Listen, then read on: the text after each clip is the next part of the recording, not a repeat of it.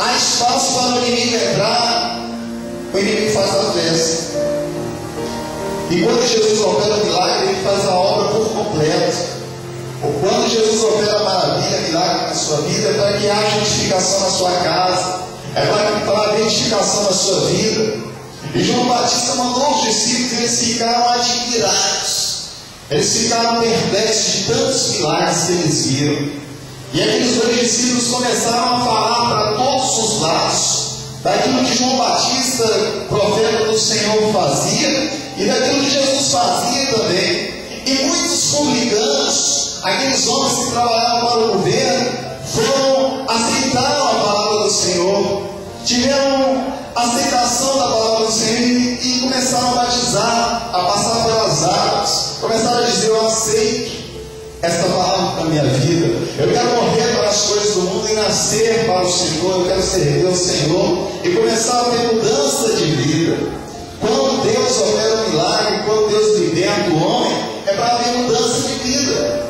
Não existe sentido no milagre de Deus, não existe sentido numa cura, numa libertação, se não houver mudança de vida. Tem que haver mudança de vida. Fala para a pessoa que está ao seu lado: tem que haver mudança de vida.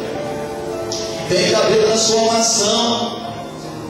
E nos diz a palavra que eles começaram a espalhar aquela notícia maravilhosa, e muitas pessoas começaram a mudar de vida, a se render diante de Deus e a louvar o nome do Senhor. Mas aqueles dois discípulos de João estavam falando, e certa vez eles se depararam com os fariseus. E quando eles chegaram diante dos fariseus, eles não aceitaram. Eles não aceitaram aquela palavra. Eles não creram naquilo que estava acontecendo. Eles ignoraram aquilo que estava acontecendo. E o Senhor Jesus disse: olha aí no versículo 32. São semelhantes aos meninos assentados nas praças. Clamam uns e dizem: tocamos flauta e não dançaste. Ou seja, nós tocamos flautas para vocês dançar e vocês não dançaram. Nós cantamos lamentações para vocês chorar e vocês não choraram. O que eles estavam dizendo? Que Deus estava batendo na porta. Eles estavam dizendo que o Senhor estava abrindo uma porta para eles aceitar as coisas que estavam acontecendo, para eles aceitar os milagres, a transformação de Deus na vida deles, e eles estavam ignorando. As portas de Deus estão abertas. Quantas pessoas poderiam estar aqui nesta noite? Quantas pessoas poderiam aceitar uma palavra de transformação essa noite? Quantas pessoas poderiam estar aqui louvando ao Senhor nessa noite? Nós estamos aqui louvando para que as outras pessoas venham também louvar o Senhor. Nós estamos aqui falando com Deus para que as outras pessoas lá fora venham também falar com Deus. Nós estamos buscando transformação para que outras vidas venham ser transformadas. Nós estamos aqui pedindo a Deus que opere um milagre para que outras vidas recebam milagres. E quantas pessoas estão ignorando? Quantas pessoas estão desprezando como aqueles fariseus? E aqueles fariseus disseram assim: olha, João Batista, aliás, Jesus disse assim: olha, João Batista veio, não comia pão e nem vinho, e vocês disseram: olha, tem demônios. Veio Jesus que sentava com os fariseus, Jesus que sentava com as pessoas, sentava na roda dos escarnecedores, e vocês também não aceitaram. Sabe o que Deus está dizendo? Que muitas vezes as pessoas, elas não entendem que Deus, Ele opera. Jesus talvez estivesse aqui nessa noite hoje, e você abrisse o jornal e olhasse Jesus sentado do lado do maior corrupto, você falaria: aí, está vendo? Desviou. Jesus é desviado. Ele sentou do lado do maior corrupto. Porque quando Jesus entrou na casa de Zaqueu, Zaqueu era um dos maiores enganadores daquela época. João Batista era aquele que era de Deus, e ele vestia pelos de camelo, ele comia mel silvestres, né? gafanhotos e mel silvestres, as pessoas poderiam olhar para João Batista e falar: ele é bem diferente, ele veste roupa diferente, ele veste roupa esquisita, só come coisas esquisitas. Eu não vou seguir esse, tem demoniado. Talvez você olhe uma pessoa indo para a igreja, externo, de gravata, ali. Ah lá, para que isso? Ele é diferente, eu nunca vi. Talvez você vê o outro falando do Evangelho lá no Planalto e você também não aceita. Ah, não, olha lá, está envolvido com os corruptos, andando de qualquer jeito. Então fala para o seu irmão assim: você pode andar do jeito que você quiser, mas você tem que ser abençoado, você tem que ser de Deus, você tem que ter o coração transformado, você tem que ter a vida transformada. Porque João Batista era um homem de Deus, vestia as roupas estranhas, não comia qualquer coisa e era abençoado. Jesus vestia as melhores túnicas, Jesus vestia as melhores vestes e era aquele que veio para salvar a humanidade. No entanto, quando Jesus estava na cruz, os soldados até brigaram pelas roupas de Jesus, porque ele era abençoado.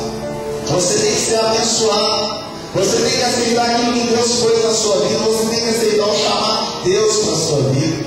Deus tem um chamado para a sua vida, Deus tem um chamado para o seu coração, Deus tem um milagre para a sua vida. Basta você crer. A palavra de Deus fala que Jesus disse assim: olha, aquele que crê em mim fará as obras que eu faço e maiores do que essa. Certa vez Paulo aceitou essa palavra e disse: eu quero, Senhor. Eu quero ser como o Senhor, eu quero fazer mais do que aquilo que o Senhor disse na sua palavra. Eu aceito essa palavra na minha vida, eu quero desbravar o Evangelho, eu quero levar o Evangelho para longe. E Paulo começou a pregar a palavra, Paulo começou a falar sobre a operar milagre na vida daquelas pessoas. E certa vez Deus falou com Paulo: olha, vai para a Itália, vai para Roma. Itália é a capital de Roma, Roma é a capital de Itália. E Paulo, eu errei que Roma é a capital de Itália, viu, irmãos? É o contrário, Roma é a capital de Itália. Então o que aconteceu? Paulo tinha chamado dentro do seu coração, ele queria desbravar o Evangelho, ele ia até Roma. Ele queria ir até Roma. E no dia da palavra que ele entrou num navio. Só que as coisas, os ventos contrários, assopraram. Os ventos contrários vieram durante a embarcação. E as coisas começaram a acontecer não como Paulo tinha planejado, até que houve um naufrágio e eles caíram no mar. E eram 70 pessoas naquela embarcação, mas Deus tinha uma promessa na vida de Paulo, e todos foram salvos numa ilha chamada Malta. E nos diz a palavra que quando Paulo chegou naquela ilha, ele não tinha nada para fazer, porque era uma ilha, e não era onde Deus tinha programado para ele estar, não estava de acordo com o chamado de Deus para a vida de Paulo, porque contratempos acontecem na nossa vida. Talvez você tenha um chamado de Deus para a sua vida, talvez Deus tenha um sonho dentro do seu coração e as coisas estão acontecendo ao contrário. As coisas não estão direcionadas de acordo com os seus sonhos. E muitas vezes nós perguntamos assim: por que, Deus? Por que está acontecendo isso na minha vida? Por que as coisas estão indo para um lado diferente? Mas nós não podemos perguntar por quê, mas sim para que Deus, Senhor, tem feito isso na minha vida. E nos diz a palavra que Paulo, quando chegou naquela ilha, ele não tinha nada para fazer. Então ele começou a juntar os gravetos que estavam ali no chão. E ele começou a juntar aqueles gravetos. Talvez você está passando hoje por uma ilha e você não sabe do seu dia de amanhã, você não sabe se você vai sair dessa ilha. E você começa a juntar os gravetos. E você começa a colocar os gravetos, ou seja, você começa a valorizar as pequenas coisas.